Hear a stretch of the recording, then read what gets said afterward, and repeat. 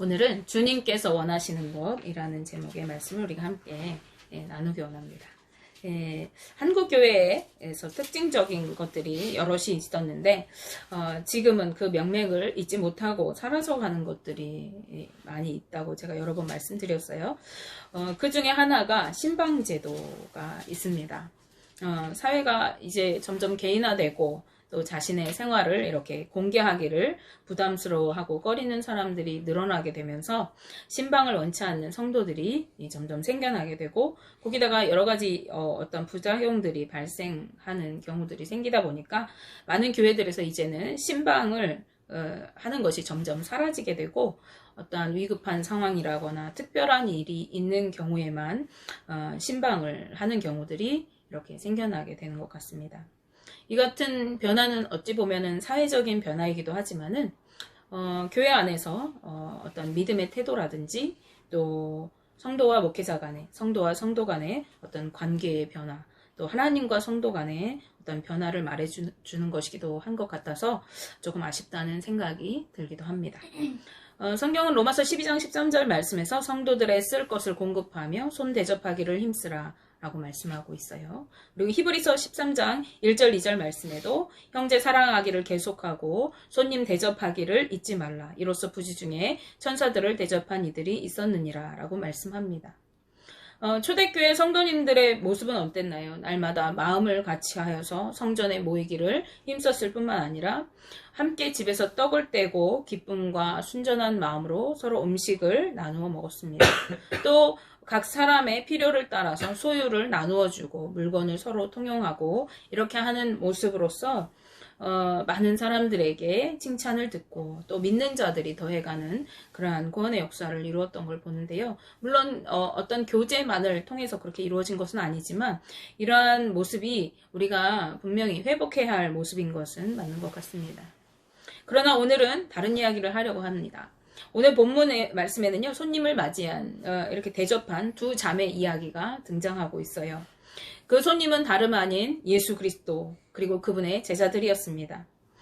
당시 예수님께서는 어떠한 지정된 거주지가 있는 그러한 삶을 사신 것이 아니라 두루 이렇게 다니시면서 활동하셨어요. 이곳저곳 마을을 돌아다니시면서 사역했기 때문에 어느 마을에 들어가셨을 때 예수님과 그 일행을 대접하는 집에 들어가셔서 쉬기도 하시고 음식을 나누기도 하시고 또 그곳에서 말씀을 가르치기도 하시고 병자를 고치기도 하셨습니다. 그래서 오늘 본문 말씀에도 1절을 보시면 그들이 길 갈 때에 예수께서 한 마을에 들어가시매 라고 시작하고 있습니다. 예수님께서 어느 한 마을에 들어가셨을 때에 우리는 이 마을이 베단이라는 것을 요한복음을 통해서 알 수 있어요. 왜냐면은 이 마르다와 마리아 그 형제 나사로 이들의 집이 베단이 있었고 이 베단이가 예루살렘을 가는 그 여정 중에 예루살렘 가까이 있었어요. 그리고 누가도 지금 예수님께서 예루살렘으로 향해 가는 길이신 것을 9장에서 언급하고 있습니다. 그래서 이제 예수님께서 베다니에 이르셨을 때 그곳에 살고 있었던 이 마르다라는 여인이 예수님과 그 일행을 자기 집으로 이렇게 초청하게 됩니다. 초대하게 돼요. 예수님은 그 초대에 기꺼이 응하시고 그 집에 들어가셔서 그곳에서 말씀을 교훈해 주셨습니다. 여인의 초대에 응하는 이 예수님의 행동은요, 당시 유대인들에게는 무척 이례적이고 또 놀라운 일이 아닐 수 없었어요. 우리는 그게 몇 별건가 이렇게 여길 수 있잖아요. 근데 당시 문화에서는 이것은 아주 놀라운 일이에요. 왜냐면은 당시에는 여인들이 사람의 숫자에 들지 못할 만큼 그렇게 하찮은 존재로 여겨졌기 때문에 대놓고 무시하는 경우도 있었지만 겉으로 드러내놓고 무시하지 않는다 할지라도 그 안에 그 무시하는 마음들이 이렇게 깔려 있었기 때문이죠. 그리고 그들과 말도 이렇게 섞지 않는 그런 문화였어요. 그래서 예수님은 의도적으로 여인의 이 초대에 응하시면서 예수님은 빈부나 귀천에 관계없이 잃어버린 한 영혼을 찾아서 구원하시는 일에 관심이 있으신 것을, 그리고 그 한 영혼을 누구라도 소중히 여기신다는 것을, 모든 영혼들을 다 사랑하신다는 것을 드러내고 계신 것이라고 하겠습니다. 자, 이제 예수님을 영접하게 된 이 마르다는요, 자신이 사랑하는 이 예수님을 극진히 대접하고 싶은 마음에 이것저것을 하느라고 마음이 분주하였습니다. 예수님의 그 일행에게 제공할 식사를 준비하느라고 정신없이 바쁜데, 그런데 그때 마르다가 막 음식을 준비하고 분주한 그때 예수님께서는 집안에 둘러앉아서 말씀을 가르치고 계시니까요. 이 마르다가 그 말씀도, 예수님의 말씀도 놓치고 싶지 않은 거예요. 그래서 이리저리 마음을 나누고 흥분되고 고조된 상태였습니다. 이것도 해야 하고 저것도 해야 하는 그러한 갈리는 마음이었죠. 그러다 보니까 마음이 급한데 일은 제대로 이루어지지 않는 거예요. 우리가 어찌 마음이 급하면 더 일이 잘했던 것도 또 못하게 되잖아요. 그런 그녀에게는 마리아라는 그 동생이 있었습니다. 마리아는 얄밉게도 이 언니를 바쁜 중에 도와주는 것이 아니라 나 몰라라 하고 있었어요. 그 대신 그녀는 예수님 발밑에 앉아서 열심히 예수님의 말씀을 듣고 있기만 하는 것이었습니다. 마르다의 마음이 어땠을까요? 얄미워요. 마르다는 점점 마음이 불편해지기 시작했어요. 일이 너무 바쁜데 자신을 도와주지 않는 이 동생이 마음에 들지 않고 얄밉기 시작했어요. 나중에는 어땠을까요? 왜 예수님은 지금 말씀을 가르치시는 거야? 말씀을 가르치시는 그 예수님도 마음에 들지 않았을 거예요. 그리고 동생인 마리아가 자신을 도와주지 않는데도 그냥 말씀을 듣고 있게 놓아두고 있는 그 마리아를 알고 계시면서도 야, 너는 왜 가서 언니를 도와주지 않니? 라고 책망하지 않으시는 예수님의 그 태도에 대해서도 이해되지 않고 마음에 들지 않았을 거예요. 기쁜 마음으로 예수님을 영접하려고 했던 마음은 이제 온데간데 없이 이 마리아의 마음에는 불평불만이 가득하게 되었어요. 그리고 이제 예수님께 가서 따지기까지 합니다. 누가복음 10장 40절 중반절에 예수께 나아가 이르되 주여 내 동생이 나 혼자 일하게 두는 것을 생각하지 아니하시나이까 그를 명하사 나를 도와주라 하소서라고 말씀합니다. 마르다는 지금 무슨 말을 하고 있는 거죠?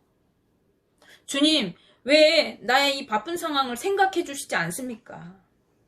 지금 내가 너무 힘들어하는 게 안 보이십니까? 빨리 저 앉아있는 마리아에게 가서 언니 좀 도와주라고 말씀해 주세요 라고 하는 것이죠. 예수님께 자신의 불평을, 자신의 어떤 처지를 막 원망하면서 이야기하고 예수님께 지시까지 내려요. 빨리 내 동생한테 가라 그래라. 그러자 예수님께서 이렇게 대답하십니다. 41절, 42절 말씀입니다. 주께서 대답하여 이르시되 마르다야 마르다야 내가 많은 일로 염려하고 근심하나 몇 가지만 하든지 혹은 한 가지만이라도 족하니라. 마리아는 이 좋은 편을 택하였으니 빼앗기지 아니하리라 하시니라. 아멘. 예수님은요, 정성을 다해서 예수님과 그 제자들을 대접하고자 하는 이 마리다의 그 마음을 측은히 그리고 기쁘게 여기셨어요. 그래서 그의 이름을 2번이나 불러요. 마르다야 이렇게 하지 않으시고 마르다야 마르다야 라고 이렇게 부르시는 거예요. 마르다야 마르다야 너무 많은 일을 잘하려고 애쓰느라고 근심하지 마라. 한 가지면 충분하단다. NIV 성경에서는요, 한글 성경에 기록된 몇 가지만 하든지 라고 하는 표현이 생략되어 있습니다. 그래서 영어 성경에 보면요, but only one thing is needed 라고 되어 있어요. 즉, 그러나 오직 한 가지가 필요하다 라고 말씀하고 계신 거예요.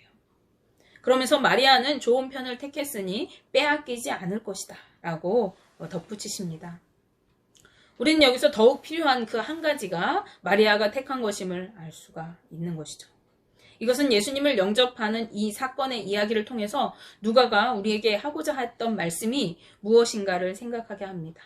누가는 지금 다른 사람을 잘 대접해야 된다 이런 얘기를 하고 있는 것이 아닌 걸 알겠죠. 이것을 통해서 우리의 예배의 모습을 생각해 볼 수 있기를 바랍니다. 누가는 본문을 통해서 우리가 하나님을 섬기는 모습에 대해 말씀하고 싶어 하고 있습니다. 누가는 원문에서 마르다가 예수님을 영접했다라고 표현하고 있어요. 실제로는 예수님만 영접한 것이 아니죠. 예수님과 그 제자들을 함께 영접한 것인데도 한글 성경에는 생략된 대명사 그를이라는 단어가 원문에 들어가 있어요. 그래서 그녀가 그를 영접했다 이렇게 되어 있는 거예요. 예수님만을 영접한 것으로 누가가 의도적으로 표현하고 있는 것이죠.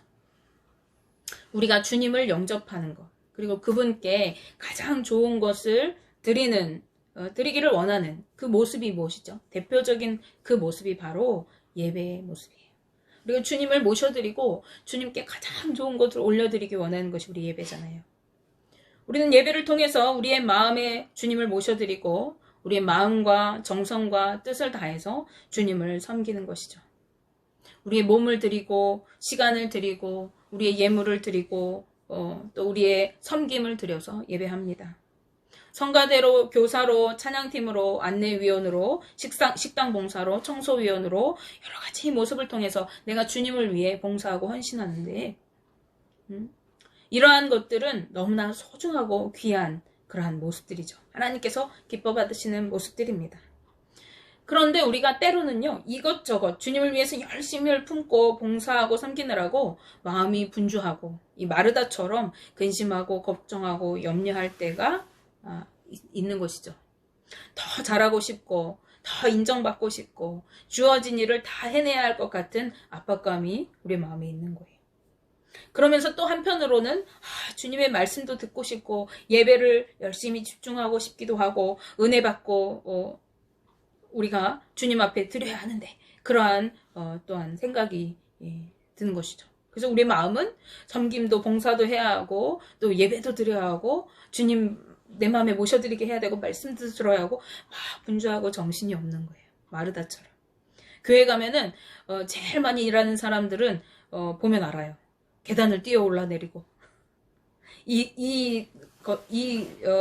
예배실에 갔다가 저 예배실에 갔다가 막 뛰어다니고 이러는 거죠. 그러다 보면은 어떤 일이 생깁니까? 오늘 마르다를 보는 것처럼 원망과 불평이 생겨나게 됩니다.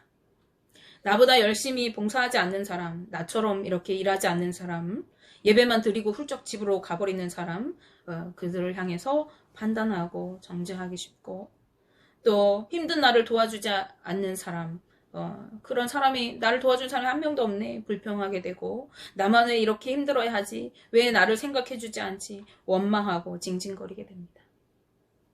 이런저런 일에 집중하다가 보니까요. 처음에는 주님을 위해서 사랑과 열정을 담아서 내가 주님을 위해 일하리라 열심히 시작했는데 결국 원망과 불평으로 죄를 짓고 마는 결과를 낳게 되는 것이죠.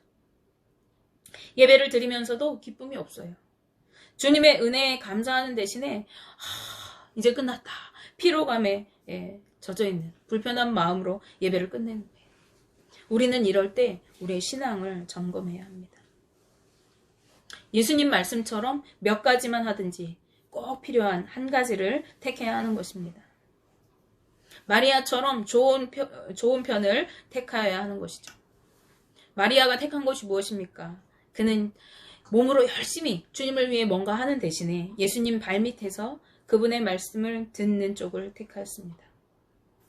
그것은 그가 육적인 헌신보다도 육적인 섬김보다도 우선해서 자신의 영혼을 위해서 주님의 말씀을 사모하는 쪽을 자신의 영혼을 유익을 주는 쪽을 택했다는 거예요. 마리아는 예수님께서 자신의 집에 오신 이 소중한 기회를 결코 놓칠 수가 없었던 것입니다. 한 말씀이라도 더 그분의 말씀에 귀 기울이기를 원했던 거예요. 이 당시에 발밑에서 이렇게 말씀을 듣는 행위는 제자들이 자신의 스승인 랍비의 교훈을 듣기 위한 행위였어요. 그리고 랍비의 교훈을 따르는 이 제자들은 스승의 교훈을 본받아서 살아가면서 스승의 삶의 모습, 그의 가치관들을 닮아가기를 힘쓰는 그런 자들인 것입니다. 그런데 예수님 당시에 랍비들은요, 아까 말씀드렸죠. 절대 여자들을 제자로 삼지를 않아요. 따라서 여자들이 이렇게 발밑에서 랍비의 발밑에서 이렇게 말씀을 듣는 일이 없는 거죠. 그런 경우가 없어요. 뿐만 아니라 여자들은 랍비하고 말을 섞어볼 수도 없어요. 그런데 지금 그 금기를 깨고 이례적으로 예수님께서 이 여인들의 초청에 응하시고 지금 자신의 집에서 말씀을 전하고 계신 거예요. 마리아는 이 소중한 기회를 자신의 영혼을 위해 붙잡기를 원했습니다. 당신은 예수님께서 십자가 사역을 위해서 예루살렘으로 지금 올라가시는 중이었고 그분의 말씀은 한 말씀 한 말씀이 더없이 소중한 유언과도 같은 말씀인 때였습니다. 마리아는 적극적으로 그분 곁으로 나아가서 발밑에 앉았고 그 말씀을 듣고 따르기를 원했던 거예요. 이런 마리아가 좋은 편을 택했다고 예수님께서는 말씀하시는 것이고 그는 자신이 스스로 택한 그것을 결코 빼앗기지 않으리라고 말씀하십니다. 그 구원의 말씀에 동참한 마리아의 그 선택은 세상 외부적인 그 어떤 것에도 절대 꺾이지 않아야 하는 것이죠. 마르다가 예수님을 섬기기 위해 음식을 마련하고 봉사하는 것, 제자들과 예수님을 위해서 열심히 일하는 것, 그것은 매우 귀하고 소중한 것입니다. 그러나 그보다 앞서서 우선 해야 할 것은 영혼을 위해서 주님을 사모하고 주님의 말씀에 귀 기울이면서 말씀대로 순종하여 살아가는 것이에요. 우리가 주님에 대한 사랑을 표현하는 가장 좋은 방법은 우리가 그분께 무엇을 열심히 해드리는 것보다 더 차원 높은 사랑의 표현은요, 우리가 순수하게 그분을 사모하는 것입니다. 그분의 말씀에 귀를 기울이고 순종하여 따르고자 하는 것이에요. 이것은 마치 어린아이들이 부모님을 사랑하는 것과 같아요. 우리 큰딸아이가 유치원 다닐 때 이제 유치원에 막 가가지고 엄마를 주겠다고 삐뚤빼뚤 편지를 써가지고 엄마한테 줘요. 엄마 사랑해요. 이렇게 줍니다. 또 어버이날 되면은 꼬깃꼬깃한 카네이션이라고 꼬깃꼬깃 그 꽃을 만들어가지고 이거 엄마 드리려고 만들었다고 이렇게 자랑하면서 저한테 이렇게 줘요. 또 어느 때는 걸레를 물에다가 이렇게 적셔가지고 청소를 해주겠다면서 온 방을 물바다를 만들고 내가 엄마를 위해서 이렇게 했다고 이렇게 이야기합니다. 너무 기특하죠. 우리 아이가 언제 커가지고 이렇게 엄마를 위해서 감동적인 이러한 것들을 할까. 이렇게 제 마음이 아주 기특하고 기쁩니다. 근데 또 한편으로는요. 그것이 감동이긴 하지만 부모인 저에게 별로 필요하지 않은 것들이죠. 꼬깃꼬깃한 엄마 사랑해요. 그것이 우리 아이가 처음 쓴 글씨이기 때문에 너무 소중하지만 나한테 별로 필요하지가 않아요. 꼬깃꼬깃한 그 꽃도 마찬가지죠. 또 막 방을 물바다에 넣고 청소해주는 거, 엄마를 위해서 청소해주는 거 너무 감사하지만 뒷정리 누가 해야 돼요? 엄마가 해야 돼. 그래서 그것이 감사하면서도 또 조금만 덜 하지 막 이런 생각 들 때가 있어요. 그런데 제가 우리 딸한테 정말 감동받았던 때가 있어요. 네, 어느 날 저희 딸아이가 차를 함께 타고 가면서 제 무릎을 베고 이렇게 누워가지고 해같이 막 얼굴을 환하게 웃으면서 까르르 막 너무 즐겁게 웃는 거예요. 그래서 너 뭐가 이렇게 좋니? 라고 말했더니 나는 엄마랑 있는 게 제일 좋아. 엄마 얼굴을 계속 보고 싶어. 이렇게 얘기하는 거예요. 그때 너무 심쿵했어요. 이 아이가 너무 엄마를 사랑하고 엄마를 바라고 있는 이 마음이 제 마음에 너무 감동이 되는 거예요. 하나님도 그러실 것 같아요. 우리가 하나님을 위해서 무엇인가를 해드린다고 해도 그것이 하나님께 별로 필요한 것이 아니에요. 하나님은 온 우주 만물을 다 다스리시고 온 세상이 하나님 것이잖아요. 우리가 그 중에 뭘 해드린들 그것이 하나님께 무슨 유익이 되겠어요? 그렇지만 우리가 하나님을 위한 그 마음으로 무언가를 해드리려는 그 몸짓이 하나님 앞에 참 기특하고 예쁠 거예요. 그런데 그보다 더욱 하나님을 기쁘시게 하는 것은 우리가 하나님의 얼굴을 끊임없이 구하는 거예요. 하나님, 나는 하나님을 계속 보고 싶어요. 나는 하나님과 있는 것이 너무 좋아요. 라고 하나님을 사모하는 거예요. 하나님의 말씀을 듣고 또 듣고 싶어요. 꿀송이 같은 그 말씀 나에게 계속 들려주세요. 말씀을 사모하는 거예요. 그리고 그 말씀대로 살아가려고 애쓰는 거예요. 우리는 말씀대로 완벽하게 살아갈 수 없죠. 우리는 죄인이고 또 연약하기 때문에 계속 넘어져요. 실수해요. 또 배반해요. 그런데도 그래도 불구하고 주님의 말씀대로 살아보려고 안간힘을 쓰는 그 모습, 주님을 닮아가 보려고 바둥바둥 거리는 그 모습을 보실 때 하나님은 너무나 기뻐하시는 거예요. 주님께서 우리에게 가장 원하시는 것은 우리가 그 어떤 것으로 주님 앞에 해드리려고 막 짜내고 머리를 짜내고 힘을 쓰고 막 이렇게 하는 것보다 하나님이 우리에게 가장 원하시는 것은 그 어떤 것으로도 빼앗기지 않을 그 사랑으로, 순수한 사랑으로 주님을 사모하고 그분의 말씀을 사모하는 거예요. 그분의 말씀대로 살아보려고 하나님을 쓰는 거예요. 그것이 주님께서 우리에게 원하시는 가장 주님을 사랑하는 모습인 거예요. 원하기는 저와 우리 성도님들 모두가 주님을 순수한 마음으로 사랑하고 사모하면서 주의 말씀을 구하고 그 말씀대로 내가 순종하여 살아보겠습니다. 그 살아가려고 버둥거리는 삶으로 하나님을 감동시키면서 살아가는 삶 되시기를 주님의 이름으로 축복하며